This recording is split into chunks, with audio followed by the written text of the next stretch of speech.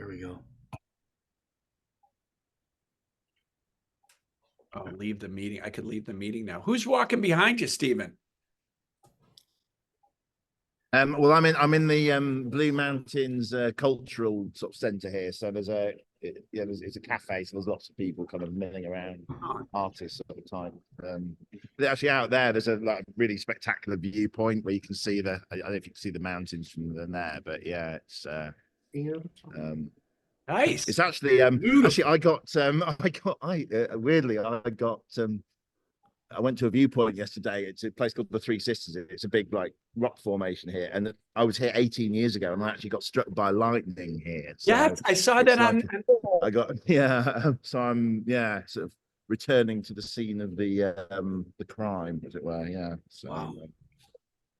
That's crazy. I saw that on Facebook. How bad were you hurt? Yeah.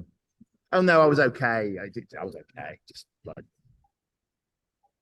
momentarily, well, not paralyzed, but couldn't feel anything, and then I had to go to hospital, and there's a news clip of it that well, no, it didn't go viral because there was no such thing as social media then, was there? So this is like 2005. So but people did see it on the news, and word somehow spread. So stuff did happen without Twitter. Amazing to believe, isn't it? I mean, David, Stephen is telling us about being struck by lightning in Australia, where he is right now. And David Shaler set his alarm and got up. What is it? What midnight. Midnight. No, I haven't been to bed yet. I am freaking out. I'm sorry. I'm kind of having a fangirl moment. I'm like the world's #1 David Shaler fan. We are. Emily, you really do need to get out more. Oh, wow. I need to get out more. Yeah, I do. Well, a fun fact. We talked about the fact. Hey, David. How are you? I'm all right, Mike. How are you? I'm Long great. time no see. You look really good. Mom sends her love. So Mom sends her love. Yeah. Mom sends her love. I was just about to do the same thing. Oh, give her a hug for me. Yeah, I will. Oh, miss you loads. You look really good. You look younger now than when I seen you last time. Come on. So this is the first time that I've had, I was talking to Emily saying that we decided in the film early on not to have a voice of God and to let the people speak on their own. But that also required experts like Andy, Paul, and David to move us from one thing to another. So this is the first time all three of them are together in some sort of. Yeah, one of these three is not like the other. I think you guys have a little bit more than I have on that. It was, come on, Bill, tell them the truth. It was, if I put a historian in, here's what might that person say? That's it was on Barb's brother's roof in New York City, and now it was really exciting to be on stage with you folks, and it's had a great impact on the social studies community. Nobody knows what subject area wants to claim, especially the Apollo missions and beyond. Does it fall in the science department? Does it fall in social studies? The answer, of course, is art. The answer, of course, is yes. But oddly enough, there needs to be a drive for a better in-school education model for. So it was, one of the greatest accomplishments, and continuing to be, because students are missing out. It kind of ends with Apollo 11 is where it tends to end, and it's a footnote, I fear, in many of the books, in history books. I think Bill brought it to the Central New York Council of Social Studies, and it had an incredible impact, and they want to move it to the state level. And start to see the connection between art, science, space, and human ingenuity. And Pat, the story of you and Jerry makes it personal. That brings the English teachers in there. So just from an education space, hats off, Bill. It has a lot of on and off ramps to, so many people for so many reasons, and all of them are just outstanding. And it shows what we could do if we kind of put our minds together. So there's my enthusiastic statement. I'm glad to see everybody. And, it was an honor to be on there. I shouldn't joke too much. It really was quite an experience for me. Well, Emily, creativity is at the base of all of those component parts. And it's the common thread, but it's the unrecognized thread. Well, you made it recognized, Pat. You made it recognized to me, and I pass it on to every student and everyone who sees the film, because that really stayed with me and resonated with me when, you and Jerry were talking about, that whole, how does it, was it a science? Was it how it was creativity? Was it the heart and soul? Who could have invented the lem? Just just that in of itself. So you're teaching a lot of people. All of you are when you're not there. That's the beauty of film. It's incredible. I get to see it. When we're in front of the student groups that we teach, and I show excerpts. And it's particularly exciting to watch people watch it and interact with it. It's a perfect evolution, because we had this STEM and evolution, science, technology, engineering, math. Now it's STEAM with art in there. And it is a perfect venue to address all of those areas in education. So it's very timely that this film has come out, as STEAM has come out. For those of you who don't know, this is Kathy, my daughter, and my favorite teacher. Yes. excellent educator. Sure.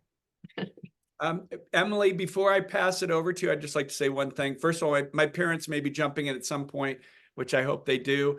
But I just want to say that to you guys, that's not to an audience, without each of you, this film never would have been made. It's pretty amazing. Pat and Kathy let me into their lives in the most intimate way. David let me come and visit him in London. Andy has been a dear friend forever and gives it gravitas at a level, at the highest level, the way he speaks.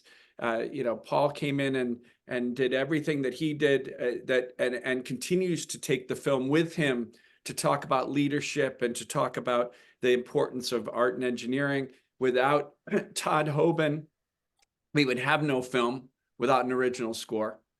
Without Steven Slater calling me up and saying, your footage sucks, here's better stuff, and sending me. I hope I didn't say that. I'm sure I didn't say that. So did I? Well, I was paraphrasing. And, but that footage means that there's footage that no one has ever seen before. And then without question, Emily being someone who's just connected everywhere and loves the film and has been just so generous with her airspace and her time, her podcast, her Facebook promoting the film. But without Carole, we wouldn't be anywhere, because I have no idea how to go forward with this film.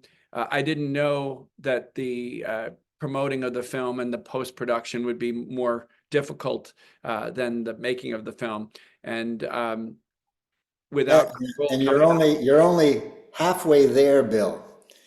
No, I'm done. Tonight it ends. The journey continues. It's one of these interesting things when we create stories and we put them on film. I was going to almost say celluloid, which we don't do anymore, but when we put them on film, it's the writing or the conceiving of the film, the making of the film, the editing of the film, and the most important part is getting the film to the audience, which becomes harder and harder with every passing year, except technology has caught up with storytellers, and now there are all kinds of great technologies that allow films to reach their audience. So that's pretty exciting. I do want to add one quick thing, because I heard all about the word education.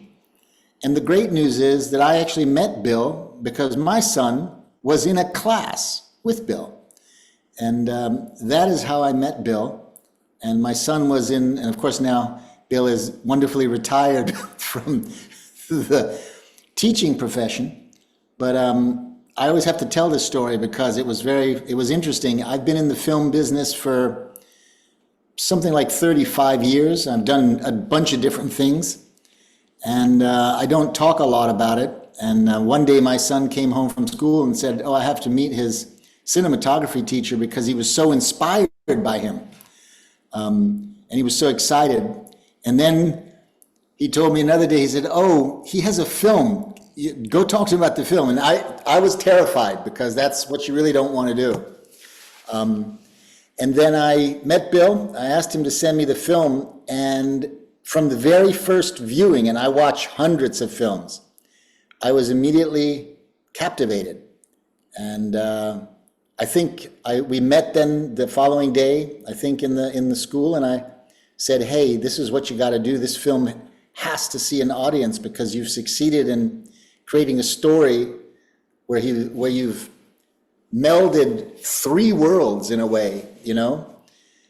The way that I look at it, exploration, art, and culture. It's all in this film.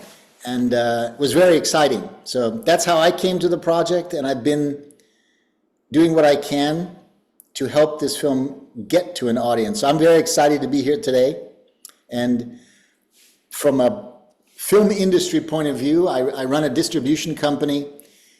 These films never get made without a community behind them. And that's why when I'm looking at this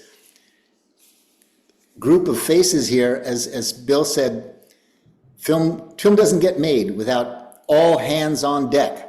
So pretty exciting. That's it from me. I just want to welcome my parents who have joined us. Hi, Dad. We'll get the light on us. There you go. That's Hi, Mom and Dad. Hi, everybody. Hey, Polly. Todd, how you doing, babe? Oh, doing great, man. Good, good. Emily, I'm going to hand it over to you. It's your show. I'm the least important person out of this group, so I'll just watch what you do. Okay, I will get back to you because I did want to ask you a question or two. So I will get back to you. I'll be here all night. All right. All right. So I want to start by talking to one of the stars of the movie. It's Pat Music. And I'd like to talk to Kathy Music as well. So first of all, I'm really honored to even be asking you a question here. I loved your presence and I loved you in the film so much. So so my question to you is, when one first watches the movie, you know, at least I was thinking, how on earth did this astronaut and an artist find common ground? You know, they seem very, you know, there's obviously the engineering thing, and then there's the STEM or the STEAM thing on the other side. You know, it seems very opposite poles, but in a way it's not. So tell us a bit about that and how these seemingly unrelated careers have so much in common, you know. And what I really loved about the movie also is it really gave you both equal time, which really speaks to, I think, the significance of art and, you know, social issues in general. So could you elaborate a bit on that? Well, to your first part of your question, Emily, throughout my life, I've had occasions occur that just had to happen. They weren't luck or serendipity or preordination, but they just were meant to be. And I call these ordained occasions. And for me, connecting with Jerry was one of those ordained occasions. I say in the first part of the film that I went out and sat on a blanket on a hill in upstate New York and watched him in Skylab cross the sky and say, I wonder who those guys are up there and what they're like. And 6 years later, I married one of them. And that to me is a pretty ordained occasion. I lived in New York, he lived in Texas, he was in space, and I was kind of rooted to the earth. Through the illness of my first husband, Kathy's dad, I ended up in Texas, and after Jack passed, went to the local Presbyterian church. I had been a Presbyterian as a kid, and sat in the back row. And after church, the lady next to me greeted herself and introduced herself and said, oh, see that man down there in the second row? He's an astronaut. So I didn't realize it, but sitting in the choir facing the congregation was what Jerry, a woman that Jerry and I came to name the Presbyterian Yenta. She had her eye on Jerry in the second row and me in the last row and said, I gotta put these two together. So she called and invited us both for dinner, and neither one of us wanted to go. I wasn't really dating, and he wasn't either. He was in the process of a divorce. But she persisted, and over the weeks we finally caved. Only to find that we came from the same town in Southern California, Santa Ana, went to the same high school, sang in the same Presbyterian church choir, Wow. went to the same hot dog hamburger haunts, to the same beaches, to the same dance halls, to hear the big bands. And He was his best friend was my nephew. Yeah. If that isn't an ordained occasion. Wow. But you never really crossed paths. No, we never crossed paths. I was 6 years older, but we did identify that we were in the same house, his best friend's house, to watch the first TV screening in the neighborhood.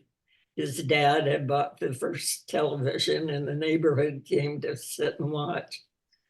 So it's pretty amazing. Your second part of your question, Emily, refresh me. I think I'm not sure if there was a second part of the question. I kind of remarked just how, the movie is, I think, extraordinary in the fact that it gives you both equal time, because a lot of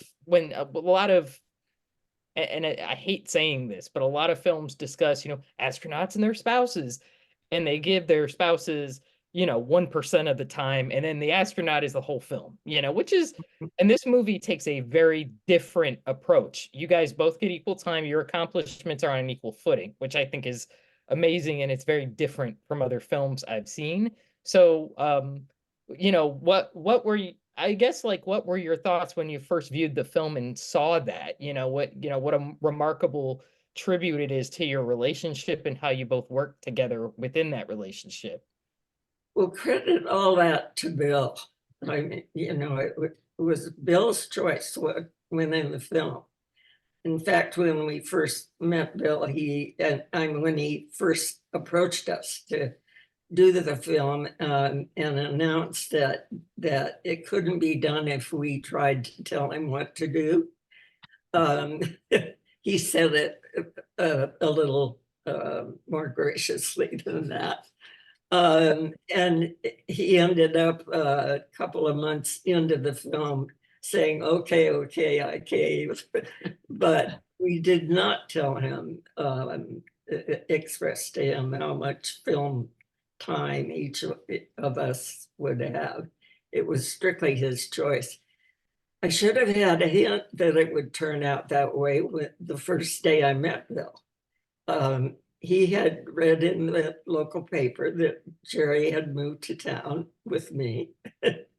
And he called and said, I really want to meet you. I'm passionate about space, and I teach a course at Burr and Burton, and I'd like you to meet my students, and I'd like to establish a relationship and then rave some more about space. So Jerry set a time, and Bill arrived on time, but Jerry had gotten caught downtown and was going to be about 10 minutes late. So I opened the door and Bill came in, and the first thing he did was see art on the wall. And he said, oh, who did that? And I told him it was part of Jared's and my art collection. And we walked around halfway around the living room, and I showed him the work that was mine. And Jared walked in the door and said, I'm so sorry, Bill, to be late. And Bill said, never mind, I'll talk to you in a minute. I'm talking to your wife about art. So I should have known that I would get an awful lot of time in that film. Well, Emily, before you go to the next person, I do want to say something that I realized. I know it's obvious to everybody else, but I've been watching these screenings. The film does begin with Pat alone and ends with Pat alone.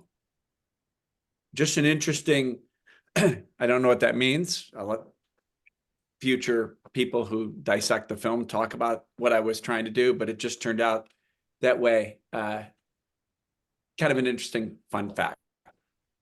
Yeah. Go on, I'm sorry. Somebody was saying something? It's you, Oh, Emily. okay. It's you. Run the show, kid. It's only me. Okay. All right. And also, Kathy, I just wanted to ask you, since Pat is your mother, what, takeaways did you get from, your mom and Jerry's, relationship, and, how, I mean, I hate the term, some two seemingly opposites can find common ground. Emily, can I do one thing before Kathy's there? Before Kathy speaks, and I want to hear. Jeff Carr just came in the corner. I know everybody Yep, probably I saw see him, but if you don't know Jerry's son, Jeff Carr, he's there and is an incredible speaker, and I'm excited to hear what he has to say. I just want to make sure we welcome that he's there and he doesn't feel like I got you at the lower box on the right, by the way, Jeff, just so you know. You can. I've got him up next. So You don't have the Paul Lynde secret square box. I don't have box preferences. No. yeah. Hey, Jeff. Jeff. Hi, Jeff. Hi, Jeff. Hey, Pat. Sorry, Kathy. Go See ahead. a lot of friends here. Oh, well, Jeff lived this too. She just asked about mom and, your dad and Pat meeting and being from different worlds at the time when they met, and, what my impressions were about that. And I know you have expressed a lot about it too, but I think one of the most amazing things is that, mom brought more art into Jerry's world, and he brought more engineering into her world. And their collaboration really led to larger sculptures that mom would get the visions of what she wanted to create. And Jerry would always say, how big is it and how much does it weigh?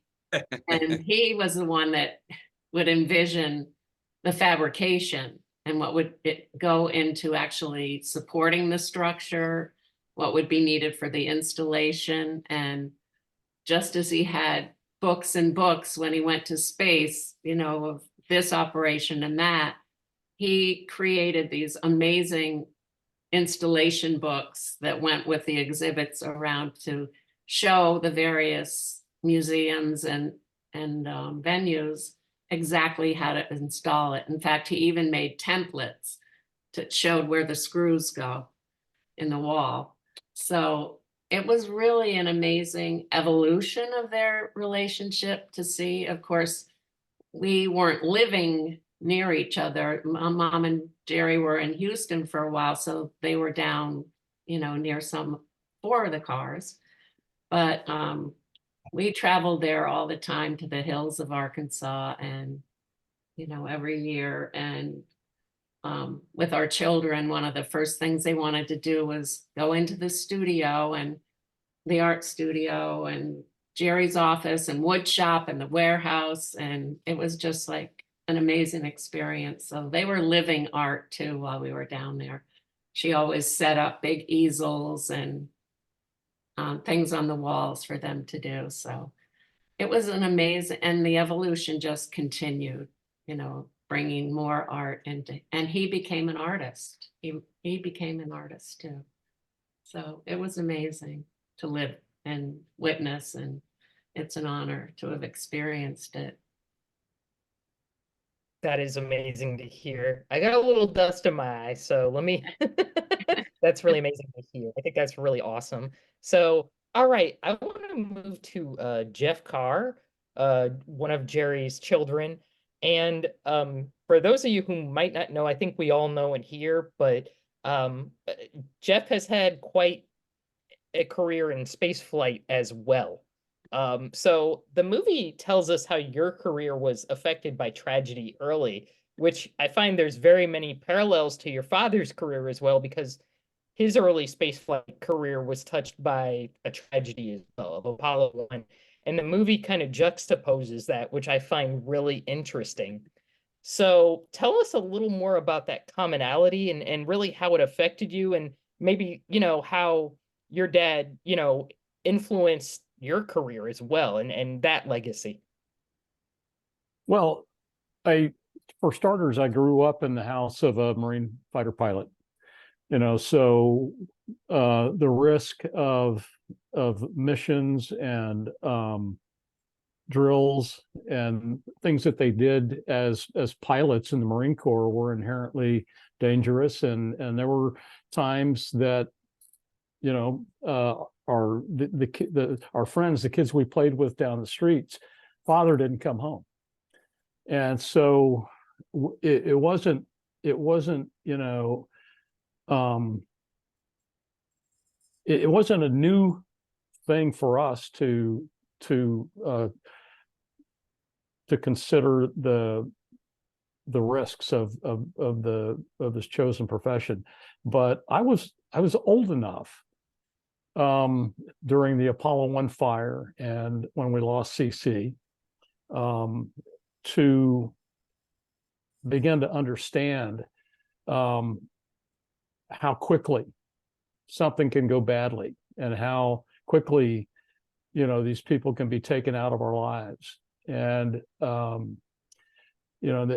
those were tragedies that I was able to vicariously experience through my father, and to watch and see the way that he handled those and responded to those and took care of the people that needed to be taken care of. And what was really different about Challenger, and then of course Columbia for me also, was that these were my colleagues, and I remember when the dust settled after Challenger, and I left my studio location and moved back to my office, and Dad came and found me there. I didn't even know he was on site. I didn't even know he was there at JSC, but he knew that there wasn't anything he could say. He knew that he just needed to find me and be there, and we just kind of sat together. And there was, I think, sort of an unspoken acknowledgement that there was kind of a bittersweet torch that was passed that day. It was, and I knew from Dad's experiences that, you know, we would go on. We would honor the sacrifice that was made, and we would go on. And that actually gave me, you know, a unexpected sense of reassurance. So that, yeah, that was Dad and I had a lot of moments in life where, you know, our individual paths, you know, crossed, but that was probably the most influential and defining intersection of our lives and careers, that the day that we lost the Challenger crew. Okay, well, I was going to ask the historians a similar question to this. So I'll ask you as well. What do you think your dad's legacy is in space flight? You know, how would you sum up his legacy as far as, you know, what he did in space flight history, since obviously you've had a lot of involvement in the field? Well, there wouldn't have, you know, let me put it this way: we wouldn't have the International Space Station that we have in orbit today, being operated by, you know, international partners, without, so far, knock on wood, a single casualty, if it had not been for Skylab. And if it had not been for the way that my father led and performed in trying periods of time, trying moments during his space flight, the lessons that NASA learned in terms of working with the science community and working with the operations community and working with the crews in orbit and the flight controllers on the ground grew enormously through the Skylab program. And it was a lot of fun for me to sit in mission control in my mid to late 20s, particularly during STS-9, which was the first Space Lab mission, when they carried a laboratory module in the payload bay of the space shuttle. And they found themselves, you know, it was almost like Keystone Cops. They were working so hard, so fast, trying to get things done, trying to satisfy the science guys on the ground, and I'm sitting on the back row of mission control going, and there was a moment when Don Peterson, I think it was, finally said, "Hey, we've been here before, people. We know what the root of the issue is here. You've got to give us time to reflect. You've got to give," and he's playing tapes, my father, and that you know, that moment of confrontation during his mission, where the whole team came to realize that human productivity isn't defined by a timeline. Mm. Yep. And that was a moment where I really felt Dad validated, was when I realized that, you know, learning to accept our human limitations, our human frailties, and to harness human creativity in a more productive way, define very much the way that we have flown shuttle and built the International Space Station and are continuing to operate the International Space Station as successfully as we are. Awesome. Thank you so much. So I am going to move to talking to the space historians here. So one thing that I thought was cool about the movie was that obviously it used a lot of historical figures from the time, a lot of astronaut interviews, such as Frank Borman. Al Bean shows up, which was wonderful to see as well. So you see a lot of Jerry's colleagues in this film. It's not just, you know, him talking about it, which is still cool, but still there's a lot of historical context in this film given to a lot of the events that have happened. So as the historians know better than I do, Skylab was really kind of a transitional period for NASA. You know, it was kind of, how do I put it? It was sandwiched in between Apollo and Apollo Soyuz and the shuttle. So unfortunately, it's not always seen as glamorous as other space missions. So, but that doesn't mean it isn't cool. And I think, as we all know, Skylab has kind of undergone a renaissance of interest in the last decade or so. So let's talk a little bit, and I'll just start with Andy, and we can go to Paul and then David Shaler. Talk a little bit about, Skylab's legacy and, particularly Jerry Carr's legacy in working on Skylab. As Jeff mentioned as well, there's the legacy of Skylab 4 really was the mission where they had to learn, okay, this is how we're going to work in space. We have to work better on the scheduling and on the workflow issues. So elaborate a bit on that, and just I'll start with Andy and we can kind of go around. Well, Skylab could not have existed without Apollo, because it was made from Apollo hardware. It was launched, the last moon rocket didn't go to the moon. It launched Skylab. And because the Saturn V was so powerful, it could launch a complete space station with as much volume, living space, as a 5-room house in one go. I mean, if you think about it, Skylab didn't get the honor of being the world's first space station because the Soviet Union had already put up their Salyut 1, but Salyut was like, like a little, like a Winnebago compared to Skylab. I mean, it was a space station, but it was a 1-room space station. Skylab, even now, you look back on it and you see the movies of them floating around inside the upper deck. It's just phenomenal. There's still never been anything like it.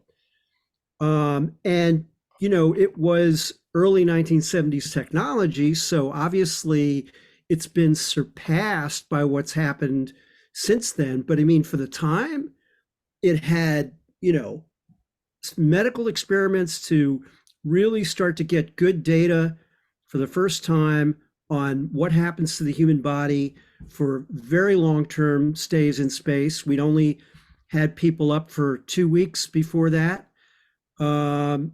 It had engineering experiments. There were all kinds of ideas about making perfect ball bearings. So there was even a little furnace where you could, release blobs of molten metal and see what happened to them in zero gravity.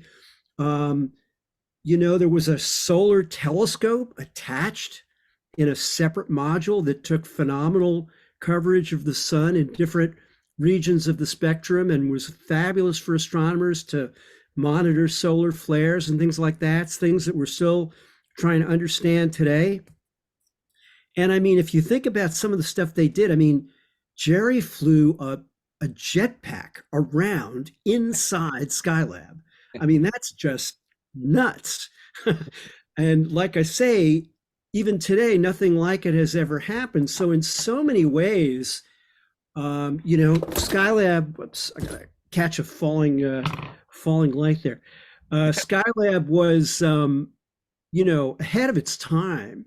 And it's really unfortunate that for so long, it's sort of languished in the kind of dim recesses of people's memories, if at all. And I'm really glad, Emily, you're part of this, the resurgence of interest in Skylab. You're helping to make that happen. It's, Bill's movie does that also, but it does it from so many other angles that we've all been talking about. Yeah, the t-shirt, right? And so, I mean, I think Skylab's legacy is kind of still unfolding in the culture in some ways. It's taken some, second generation people who were second or third generation, people who, weren't even maybe aware when Skylab was happening, some who weren't born yet. And I think that's great. As far as Jerry's legacy, I mean, Jeff, I couldn't have said it any better than Jeff did, because if you think about the 3 Skylab missions, Pete Conrad's mission was up for 28 days, but really a lot of that was just getting things to the point where they were working after the problem with the launch and the need to unstick the stuck solar wing and put out a sun shield and get the temperatures down. And then they were just sort of like half the mission at the end was to try and see, okay, how is it to live on this thing? Then Al Bean's mission went for 56 days, whereas Pete's had been 28 days. And Al Bean was such a workaholic, and his crew were, such overachievers that in a way it was not representative of what long duration spaceflight really had to be. And it was really up to Jerry, the first rookie commander in a long time at NASA, to confront that. And he, as Jeff pointed out, he did it beautifully. And he really left a legacy that continues to resonate today, even as we try to think about, sending people to Mars, which is really going to be a whole new level of challenge in terms of long duration spaceflight. So Skylab, you could really extend what Jeff said. Without Skylab, you don't have the International Space Station. I think without Skylab, you don't have people going to Mars. And I know that was something that Jerry felt strongly about too, and was very interested in. So, that's probably as much as I can say for now, but. All right. Awesome. Paul, what are your thoughts on that question? Well, my thoughts really don't matter as much as the experts that I'm with, but I wonder I wonder if just from a long view that the timing of Skylab connected with the political strife that was going on in the United States at the time. Because you look at the 70s, 73, 74, you have Nixon, you have Watergate, a country divided. The Vietnam War was coming to an end, but that didn't end the political discord at home, and a whole deal of changes. And it might have got overwhelmed by that without a leader up front saying, hey, we're still going here. We're still moving forward. Look what we're doing as Americans. And it might have been helpful for the time. I suspect it would have been. And I'm really pleased to see that people look back and say, yeah, we kind of missed this one. This one kind of got by us, and because of economic problems and all those types of things, people lost track of it. I think, except for people who were really in. We didn't have that, us versus them type of thing, and you don't need that necessarily to have great accomplishment and to move ahead as a civilization. I certainly hope not. I hope all our ingenuity isn't just because we're trying to be better than the other side. I like healthy competition. I was a coach in a former life, but that idea of unity in the space program and art, I thought came out in the film as an engine for unity during the periods of troubles, and those troubles existed throughout history, as Continuum would suggest. Pat's work, but I think that might have been why it missed the mark just a touch. And those heroes, the names that Andy mentioned, I'm glad Bill is bringing these folks to the forefront, because it is resonating with the audiences. And I think that might be part of the answer, but I'm not completely certain. Okay. All right.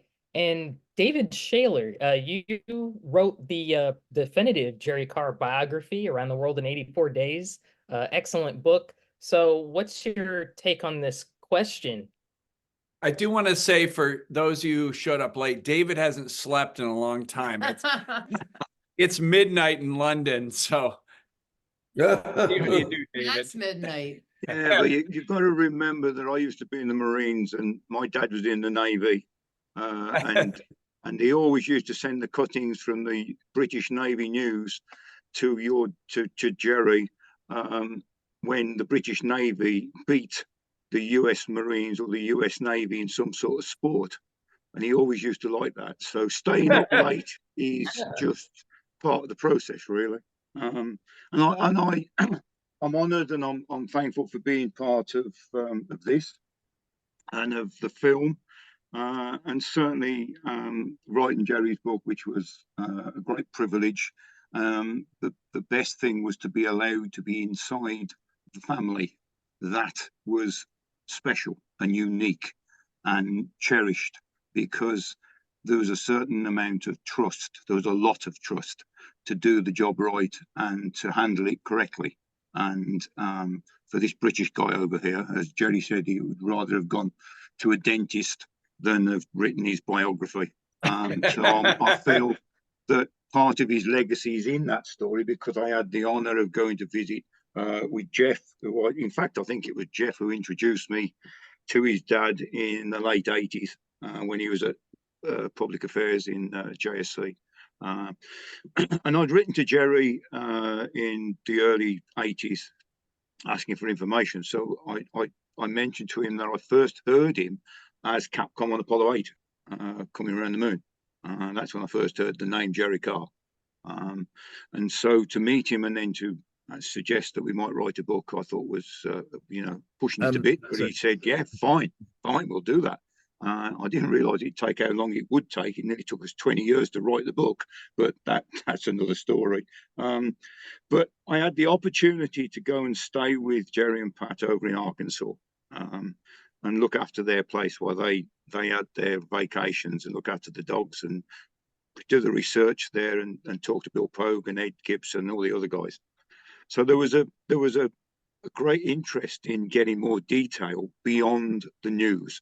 One of the things I wanted to make sure we did in the book is interviewed the family, because we've said here, without the family, that's the primary backup crew, is the family. And they're the ones that are on the ground, mowing the lawn, putting out the rubbish, looking after the kids at school. So they are the ones that are the big support team. And so that was a big part of the story. And that allowed me then to talk to Jerry and seeing how he operated his professional life, the office, and then working with Pat, gave an insight into the man himself, how he was dedicated in anything that he did. He wanted to make sure he did it to the utmost of his ability. And that was clear years after him flying Skylab. I remember him saying to me that Warner von Braun said to him that of all the missions that NASA had flown, Skylab 4 was the one that he would have chosen.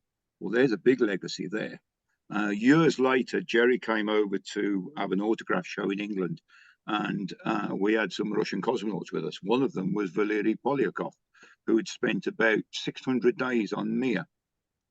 And he was talking to Jerry, and he said, one of the missions that we studied before we did these long missions on Mir and Salyut was Skylab, and your Skylab 4 flight. So the influences and the importance of that mission and that era and that program just underlined everybody's interest and dedication to extended duration spaceflight. And now we're paying dividends with what we're flying in ISS. Jerry did say, though, that he became a better solar observer when he stopped trying to be a solar scientist. He just realized that was nothing he could get head round. So he was a better observer than he was a scientist. So there was a lot of things that he'd learned in the Marines, the systems, the procedures, the objectives, the targets to play into being an astronaut. And he'd done all the spade work on the ground with the different support roles, and obviously losing the lunar flight. But he pulled that together, and he was, as we said, the first rookie commander since Neil Armstrong on Gemini 8. And that was an honor to do that. And he had challenges to live up to that because of the different things on the flight.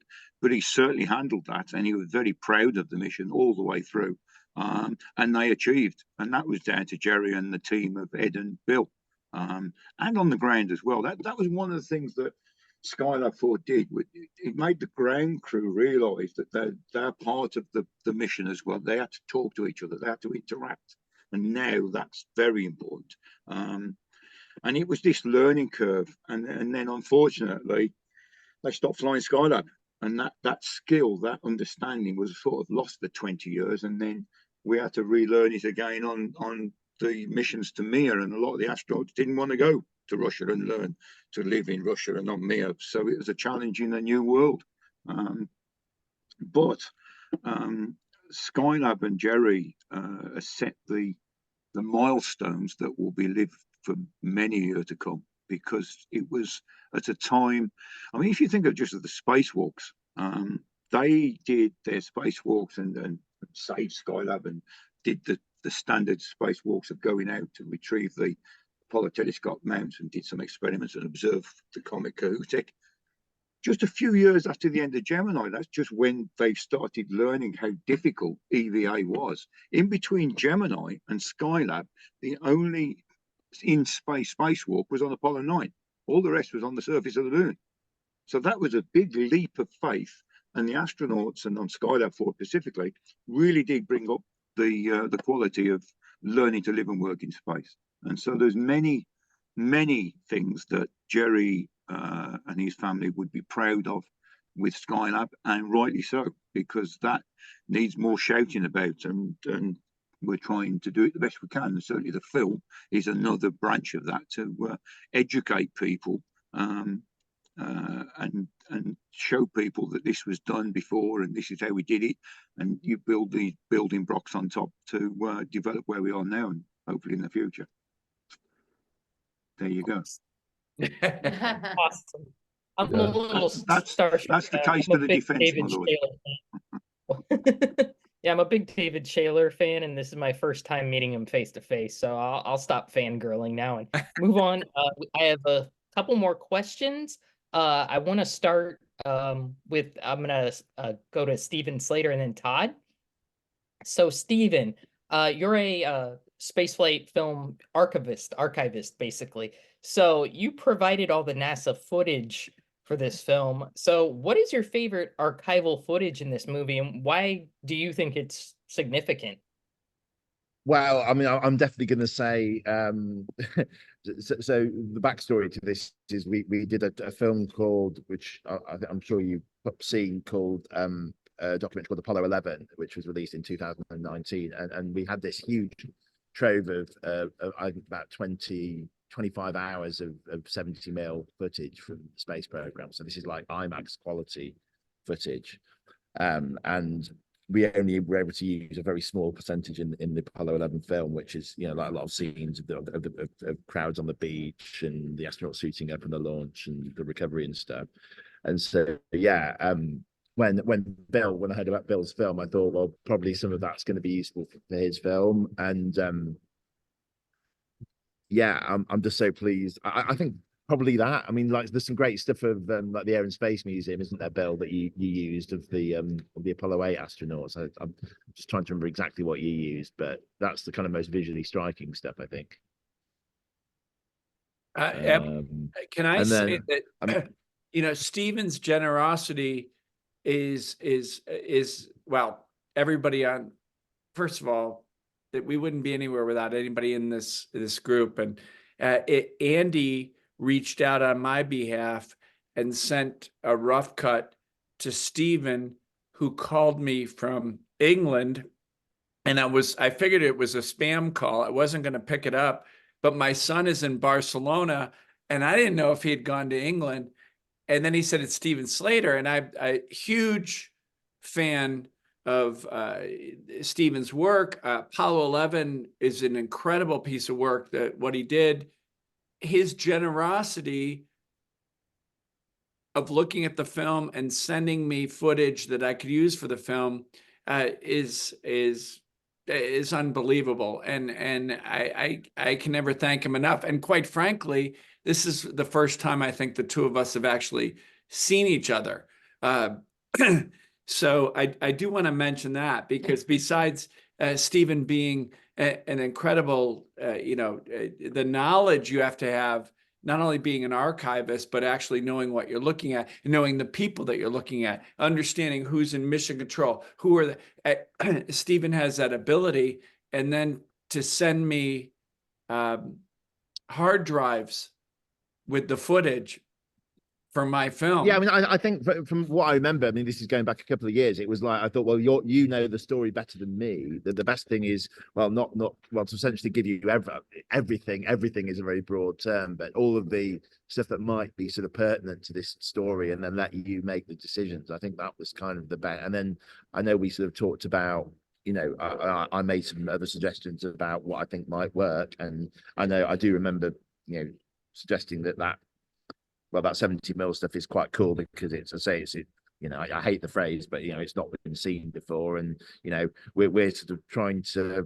I'm very, very passionate about getting that out there more. You know, it's like the film was 5 years ago, and 1 or 2% of it's been seen so far. So, you know, if there's other projects that can use that, you know, I'm really excited about that. And I think you did. I'm just trying to remember exactly what I do remember the Air and Space Museum stuff. But what was your favorite bit of archive? Bill, Of maybe yours? you can.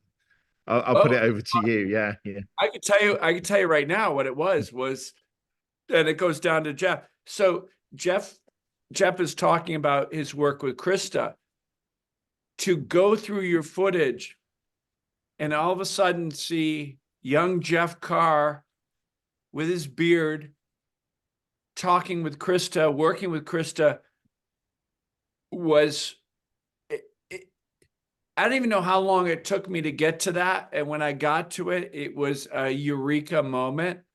That was my most exciting moment besides the fact that we had great footage of Jerry. That was a given, but there was moments when we talk about Challenger and Jeff is speaking of his relationship with Krista. Well, that's one thing to talk about. It's another thing to show footage of the two of them working together. And that was and what's so beautiful about that footage is that it's like verite sort of, you know, they had the cameramen were shooting behind the scenes and they had sound recordists, and it's just all very, you know, fly on the wall sort of stuff. How deep did you have to dive into NASA's archives to find that footage? Oh gosh, well, I mean, that's so obscure. I mean, I well, barely remembered that we were taping that.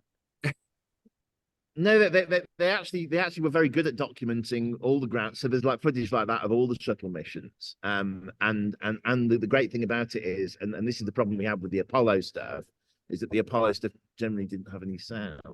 So so by the 80s they were shooting with sound. And so it's like you can get these sort of, well, not saying I say private conversations, but it's like you're in the room with them a bit more. But yeah, I mean, there's a lot more where that came from. But you know, obviously the Challenger stuff, because it's historically significant, and we made an effort to get that, you know, get that transferred. Yeah, I do find it quite sad. Obviously, because we know what happened, but you know, it's nice that it exists, isn't it? It's better than if it didn't exist. Well done. All right. Did that answer the question? Yeah. Yeah, did that? I think it did. Yeah, absolutely. That did answer the question. So next is for Todd. So at really the heart of this film, it's about art. So let's talk about the music. For the music obviously is a form of art as well. How did you get the music right and the mood right for this film? You know that it's what I do. And I think Pat and I do the same thing. It's like we look at life, we look at the world, we look at the world we live in, and we get inspired to make something, you know? And in this case, we had scene after scene and decade after decade of amazing things, right? They were just incredible things. Fortunately, I lived through all of those things. I remember the early space flights like it was yesterday, and I remember the music I was playing then.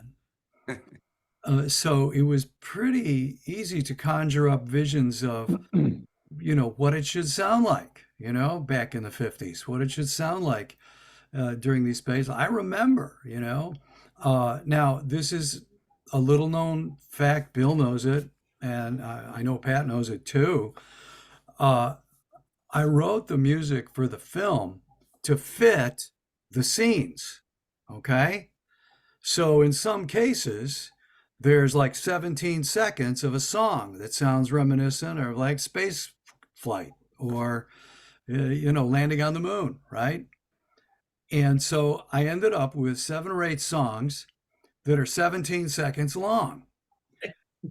Now, we're releasing the movie tonight, okay? And tomorrow morning, I'm going into the studio with my son Brett, and we're gonna finish up the rest of those songs. We've been working on them for a while, so now we've got whole full-length songs, and and it was actually really fun to write the songs with Pat in mind. You know, when I wrote Earth Rising, it was so easy to write because I'm not only writing about this scene where the Earth is rising over the moon's surface, I'm also writing about a woman's life. And putting all that together is the same kind of puzzle that Pat goes through when she's making these fabulous pieces of art. You're putting this puzzle together and it's fun. And in my case, I got a real good team of people that helped me do that. And we're going to have a soundtrack album. It'll be done in a few days and it'll be out there. That's I know. We're thrilled. Amen. Awesome. Okay, so we're at the end of our panel, and I'm gonna just return to Bill.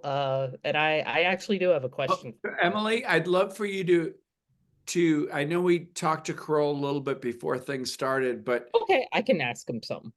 Carole's career has been dealing with some major films and major companies and major movie magazines. And Carole is well, first of all, everybody on this panel is an expert and a big hitter in what they do. Without Carole holding my hand for an executive producer credit on a film, when he can certainly, do better in dealing with other films, we wouldn't be anywhere, and we wouldn't be here tonight without question. And I'd like to throw it to Carole for a moment because I'd love for you to throw something to him. Try to throw him a curveball, Emily. Give him a tough question. A tough question. Okay. Oh my goodness. This is tough. I don't want to put the guy on the spot. Too bad. Put him on the spot. Put him on the spot. Don't worry. Well, okay. Bill basically said you've been involved in some really, heavy hitting, big projects and stuff. And the artist in this film is not a small project, but it's kind of more, it's got kind of an indie feel to it. It's got, it's kind of minor key in a way. I mean that in a good way. It's very nuanced. It's very emotional. It's not a Jerry Bruckheimer film. We'll just put it that way. There's no, car crashes and explosions.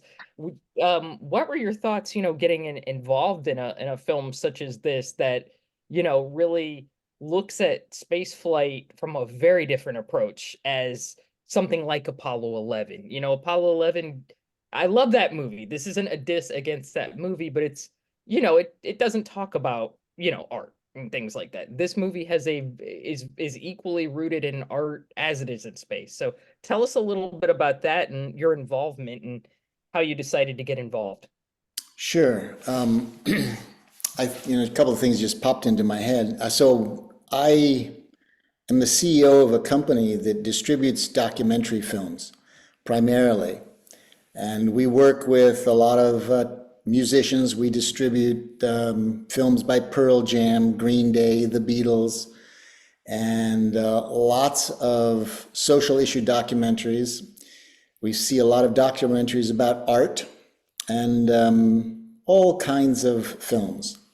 As I said at the beginning, my son happened to be in a class with Bill, and when he told me that Bill made a film, I was, because I'm in the business, I sometimes see films that are simply not well put together and don't have a captivating story. It just so happens, and Bill didn't know this until sometime in the course of my career, I happened to be involved with something called Bella Gaia, which utilizes a lot of imagery from NASA to create live performances. It's quite a large thing that's been going on for a while.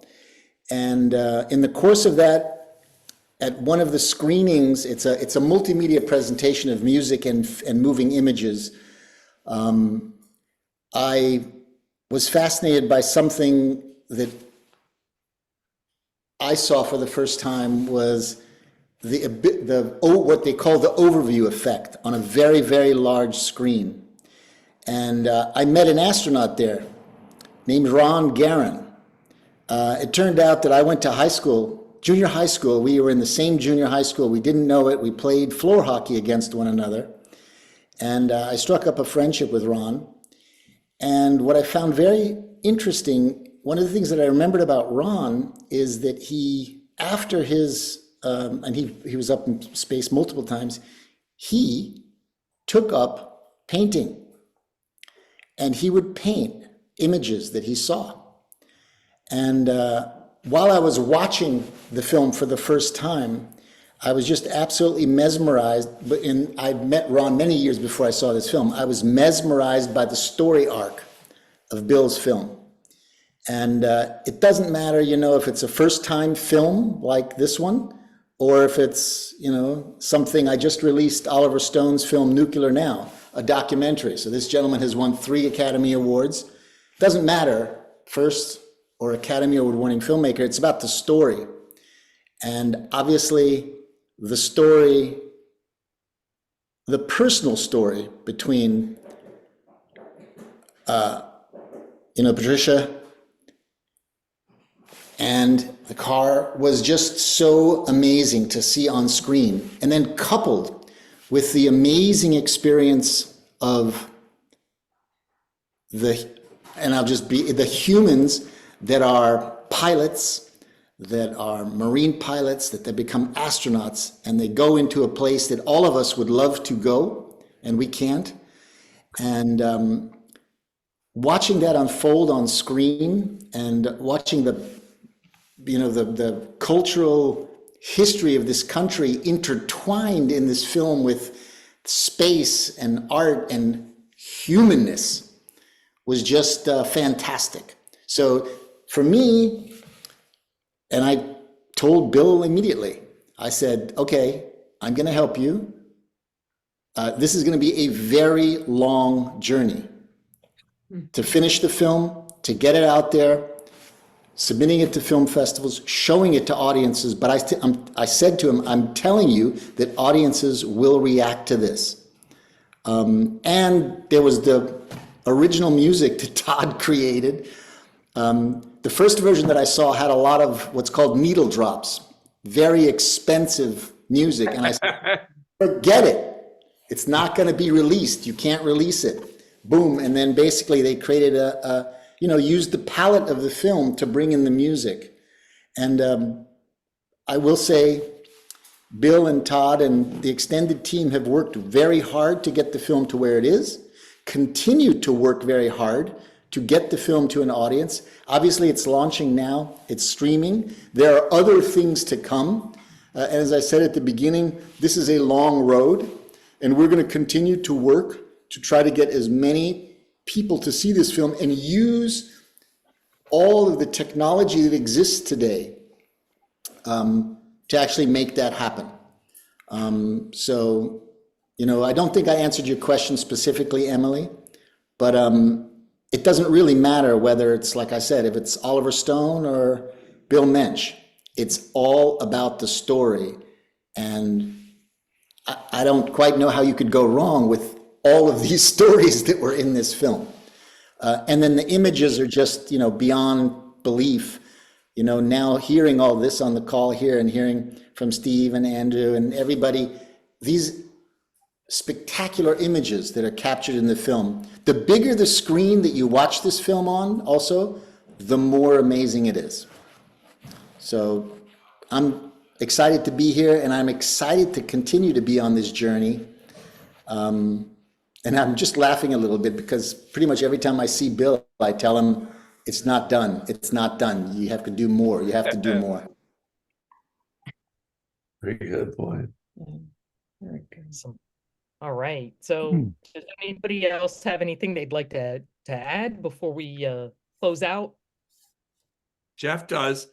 Yeah. Jeff. You introduced me as Jerry's son, but I'm also Pat's stepson.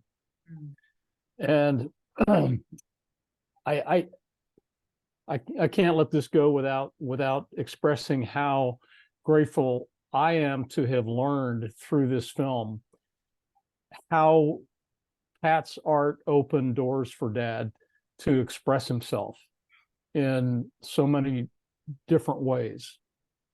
In the process, he learned that engineering is creative. And so, you know, he found he had a message. He found an importance and a message about his experience in space. Dad wasn't the greatest communicator, but Pat brought that out in him.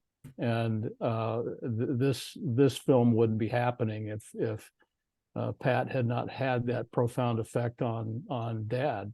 And you know, as his son, I was able to, you know, understand him and to share in his memories of his experiences in space more than I probably could have otherwise. So I just want to say thank you, Pat. I want to thank you, Bill, for making sure that was a message in the balance of this film. I was lucky to, again, you know, we did this, all of us did this, you know, and I couldn't have done it without any of you, and without, if you take any of these frames out of the picture, including my parents, it doesn't happen. But I have a beautiful photograph that I just love to look back at when we did the screening in Houston, and Jeff and I were on the dais, and the questions to Jeff from the people in Houston, it was just wonderful to watch Jeff field those questions and to be on the dais with him. It's funny, you know, Paul makes a joke about this or that, but I look at every square here and I feel like I am not the smartest person in the room with this group. And I was just so excited at every moment, whether it was interviewing Andy or David or Jeff, or having Stephen Slater call after I'd gone to the theater to see his work, and I'm a fan, or to work with Pat closely as a friend to deal with this, and to have Carole come in and just guide me through the stuff that's going on. And then to have, you know, without Todd Hoban, we wouldn't be here, without the music. And then Emily, as a Skylab geek, to embrace the film. You know, tonight I'm just celebrating the fact that the film is going out to the world. But you people, it means so much to me. Someone like Stephen Slater, who I'd never face-to-face met, I talk about him all the time. Oh God, I'm not sure I'm deserving of that. There is not, Stephen, there is not a screening we go through where someone doesn't say, how did you get the footage? Yeah. True. All right. Well, yeah, but you assembled it. Yeah. You know, Yeah. it's Well, just, it's not a little thing. And then you go through someone like Andy Chaikin, who has been a friend of mine forever. And when Andy's on film, you watch this movie, Andy steals every scene he's on, and that's the truth. He's unbelievable. And then to go and say, well, I'm going to visit my son in London. David, would you talk to me? And I'd read David Shaler's books, of course. I'm a fanboy also, Emily. And then to get to interview David, and the fact that David stayed up past his bedtime tonight means a ton, you know, that he's here. And then the relationship with Jeff, of course, means a ton to me. And we've now 3 or 4 times I've gone to Houston. And when I do, I'm always with Jeff and Mango. And if it wasn't for Pat and Jerry letting me into their lives, I wouldn't have this moment. So I know Andy's raising his hand like it's class. Bill, Well, wait a minute. Oh, before Andy says this, I want and to then say when I had, something. wait, Andy, before you talk, I have to also thank that someone like Andy, who's a dear friend, when I was dealing with brain surgery and couldn't teach, Andy volunteered to teach the space and time class. Bill, I want to say something. May I? Absolutely. Pat, it's you. Jeff, I can't tell you what your words meant to me. They're very, very special. And I want to thank you and say bless you. And as I'm sitting here through this hour, I am more and more impacted by the fact that this is really a film about love. Yes. And the love shines through everyone that has spoken tonight. Emily, thank you for what you have done. And I guess that's it. Beautifully said. Thank you. Thank you very much. I just wanted to add to what Carol said, because Carol talked about how long this journey has been for Bill. But, you know, I think I've probably seen it even longer than Carol has.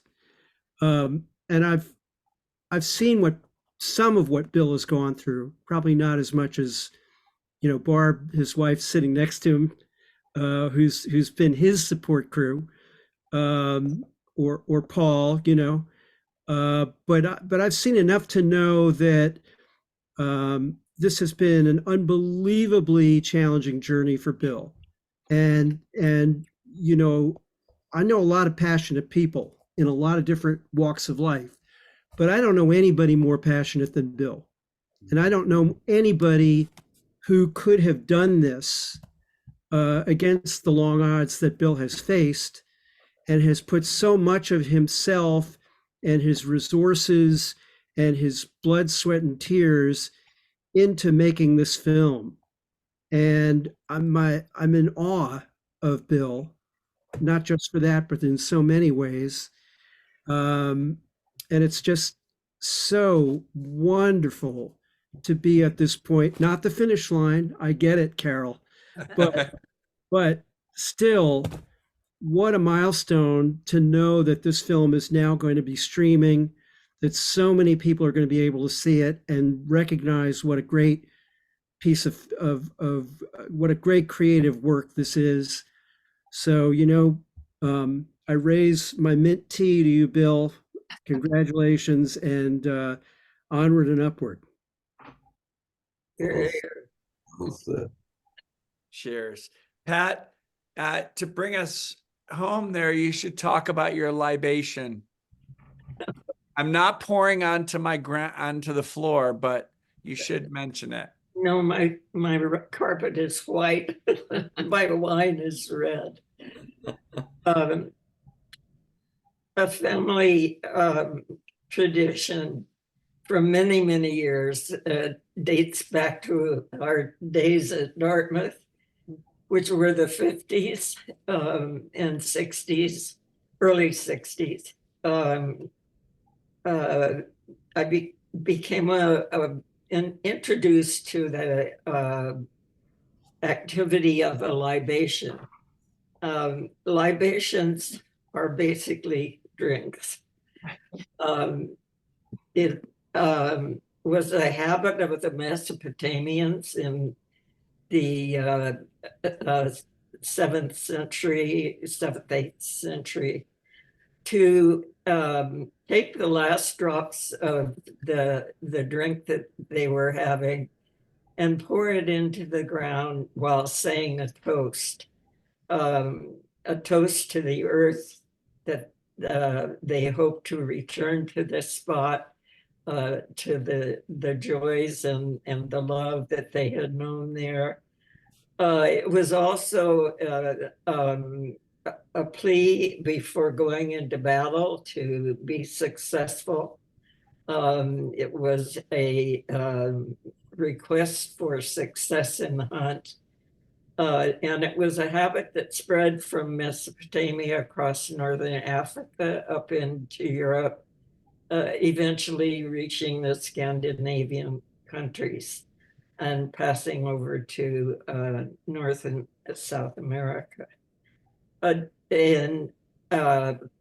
English professor who became Dean of Men at Dartmouth College, a wonderful man with a large family named Thad Seymour, introduced me to the practice at a picnic on the 4th of July along the Connecticut River. And I was so taken with it, and also with a reading of the Declaration of Independence, which he introduced me to, that I decided we should make it a habit in the music family, and then later the cars.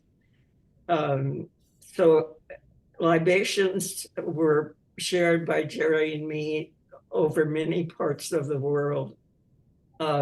We had a libation with Jeff in a small VW, Jeff and his college girlfriend in the pouring rain. And Jerry got the window down enough that he could pour the wine, the remaining wine, into the wet earth. We had libations with Kathy in front of the Madrid Prado. El Prado. Sitting on a stone wall and hoping that we would get back again to see the wonders of Goya and Picasso.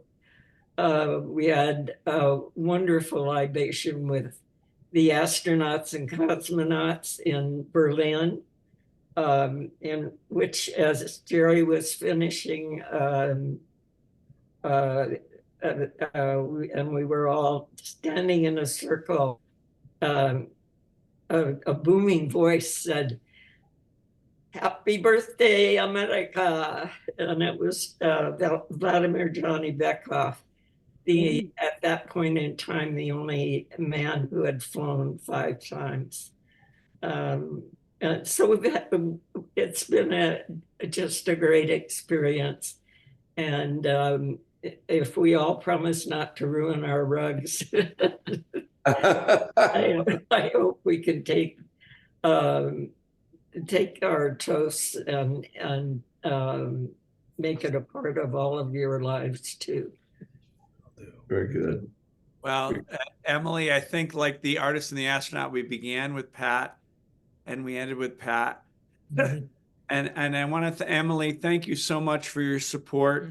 No problem. Thank you. Without Carol as executive producer, we'd be nowhere. Without Andy Chaikin holding my hand through everything, we would be nowhere. Without Pat Music, we would have no film. Without Steven Slater, we wouldn't have the amazing footage that we have. Without my brother Paul, we wouldn't have the 30-second version of what is the Cold War and what is Vietnam. Without Todd Hoban, there's no film. Without the music, David Shaler bringing it. And I so enjoyed interviewing you in London. It was an incredible thrill for me. I love your books, and to have you on the film meant so much. And getting to know Jeff Carr, not just as the personality and the amazing person he is, but to know that when I go to Houston, I'm going to go see Jeff. His part in the film is amazing. And I will say that Paul and Jeff and David and Pat and Kathy, you guys steal every time you're on the film. You guys are amazing in the film. And Stephen, everybody talks about your footage. Mom and Dad, if you guys weren't here, we wouldn't have this film. So I know I know we want to, we've gone way into overtime, but this was a night that emotionally is so poignant for me and means so much. And I appreciate you guys taking your time out. And I know that, David, we are way past your bedtime. So we do. It's tomorrow now. It is tomorrow here. I'm way ahead of you. It's So been it's been tomorrow here Literally. for a long time. So And warmer. I can't wait to see tomorrow for all you tomorrow people. Thank you so much. I will let you guys go. Emily, thank you. Great job tonight. Cheers, and well done. Nice to meet you, Emily. Everybody. Nice to meet you. See you again, Jeff, and love to Pat. See you again soon. Good to meet Thanks, all everybody. of you. But have Dave. Good night, everybody. Night, everyone. Thank Good you. night, everyone. Well done. Good night. Thank you. Good night, Todd. Night, Todd. Good night, Pat. Take care. night all. Bye-bye. Night. Good night.